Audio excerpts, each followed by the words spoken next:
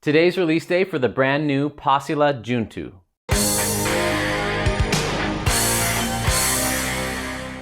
A few months ago when Passila told me about this bike, I was super excited. You know I have a thing for 120 to 130 mil hardtails with slack geometry, titanium frames, modern appointments. This thing's got it all on paper, and I'm so excited to show you the first look of this today. Passila is a small company run by a bunch of buddies who thought they could make a better hardtail, and judging by how their Passila Hamari rode last year, I know they're onto something. I love the way that bike rode, and I'm excited to see their take on what they're calling downcountry, what I'm gonna call a trail bike. So today we're taking a first look at it to build it up, see what it's like, see what it weighs, and then we'll take it on an onboard ride review in the future. Before I build this up, I wanna show you some close-ups of this frame. This frame, I have a hunch, came out of the same factory as the titanium middle child because it's the only other bike I've seen with welds this good. They're both tied for the best looking welds I've ever seen. And weld aesthetics does not mean a frame is necessarily stronger. It just means we have a true craftsman and artisan building this thing, and the welds are a thing of beauty. It's an exciting time for hardtails right now. Someone messaged me yesterday and said, I feel like hardtail development has plateaued and they're not getting any better. I respectfully disagree completely, and this bike should be proof of it. We've got a straight seat tube so we can run big droppers. We've got a short seat tube length. We've got a slack head angle, a long reach. This thing came in at 4.44 pounds with sliding dropouts, with the seat collar, with this housing and with the headset cups pressed in. That's a light bike that's meant to get shreddy. I hope this thing rides half as good as it looks because that'll be exciting. It is such an exciting time to be riding hardtails. They've never been better, and they are significantly better than they were even 2 years ago. So first up, we're gonna get a little bit experimental and see if a 27.5 by 3.0 fits in here. This isn't a 27.5 bike, but I'm always curious.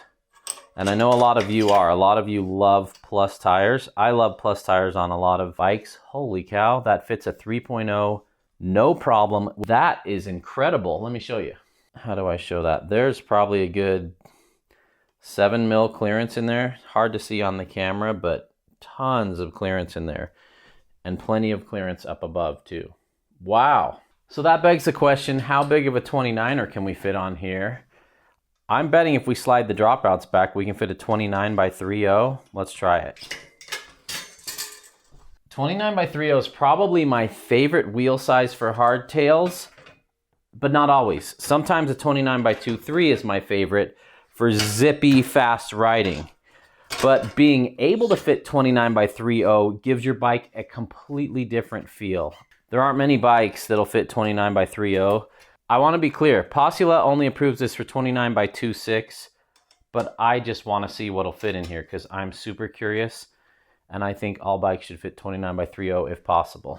It's close. It's closer than I'd want to run, but I think I could fit 2.8s on it comfortably. Let's take a look. It's only got 2 mil clearance there. It's got 3 mil over there.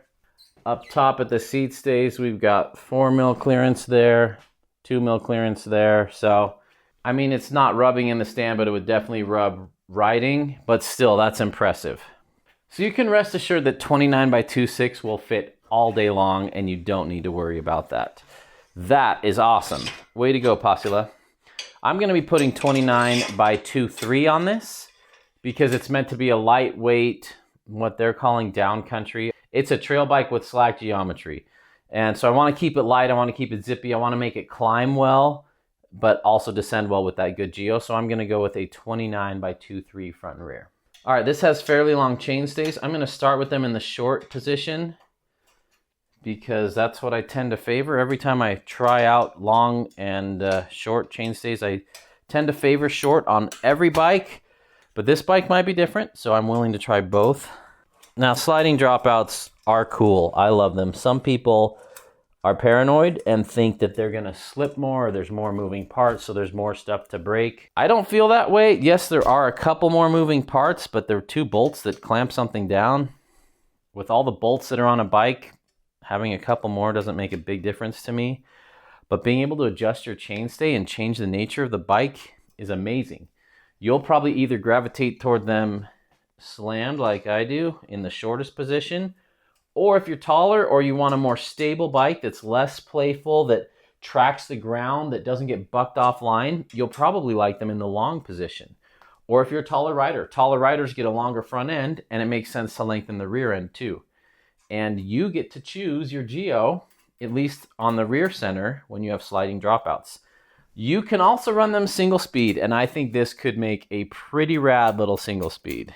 If you want help finding the right bike and you want to pick my brain on how different components compare, or you need help building up your bike and selecting parts, or you want to know if I'd pick a Diamond D3 over a Pike Select, that's what I have my bike consultation service for over on Patreon. Head over to patreon.com/hardtailparty.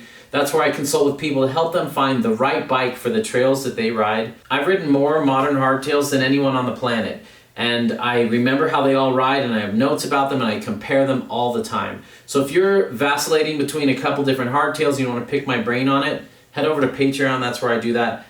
All right, I got it all built up. It built up beautifully. I love the external cable routing. It was super easy to do. I've got some special stuff on this. Final weight came in at 27.8 pounds with pedals, with my heavy Paul Clamper brakes, my favorite brakes on the planet.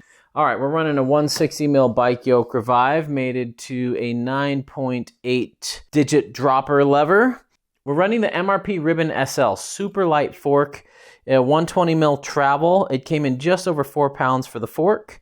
Lots of adjustability on these MRPs. You can change the positive and negative air pressures independently and get the initial suppleness that you want off the top stroke.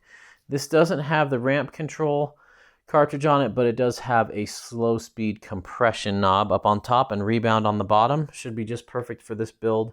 I'm running a 9.8 stout stem. I'm running 1-up composite bars. I'm running Ergon GD1 grips, my all-time favorite grips. Microshift Advent X 10-speed drivetrain, my favorite drivetrain for the budget. And we're running these Nuke Proof Horizon V2 wheels. Running a 200 mil rotor front, 180 rear.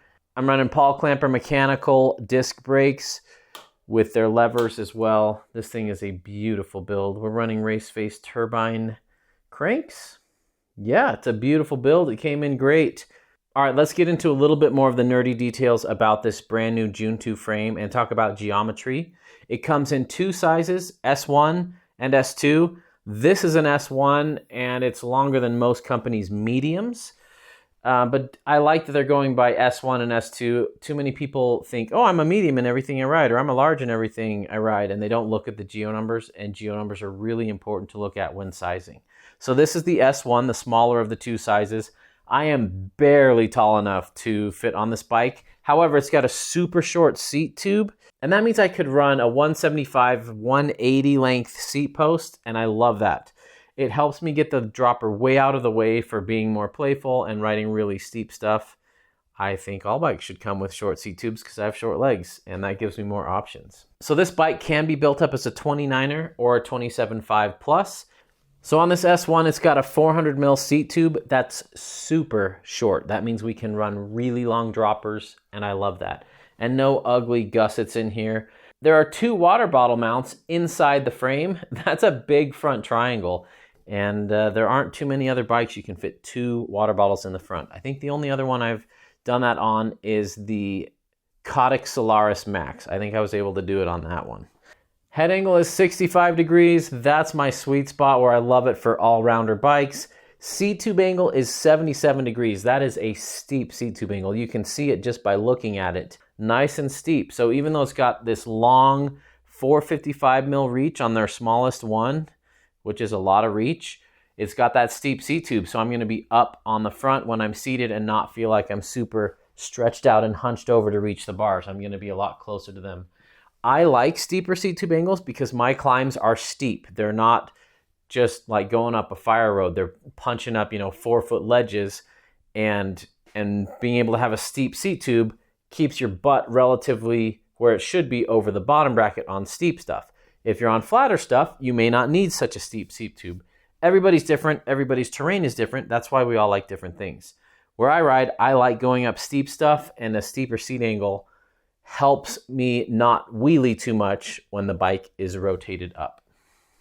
Chainstays are 430 to 450. 430 is pretty standard for most 29ers, and I've got it in the shortest chainstay length right now. I think if I were maybe racing on a flowier trail where I was trying to get max speed and not just be as playful and wheelie and pop and jump as possible, I'd probably slam it to the back all the way.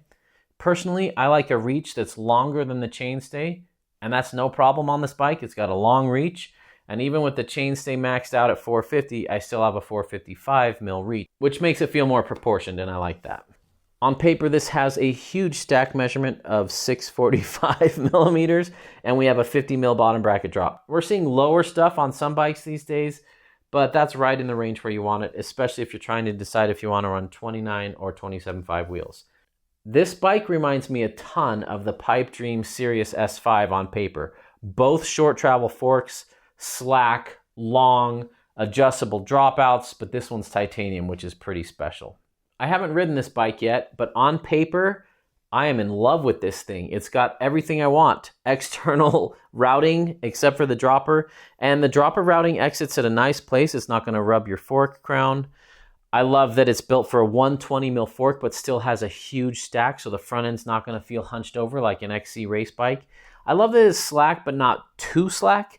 If it's too slack, it's not zippy and fun on XC trails. And I'm hoping this will still be coming alive on XC trails, even when it's not super steep and rowdy.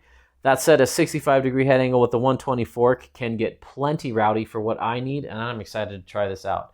I love this genre of bikes. There should be more and more and more of these. This reminds me a little bit of the Stanton Sherpa, except it's way longer, and it's got a shorter seat tube, all good things. It reminds me of the Pipe Dream Sirius S5.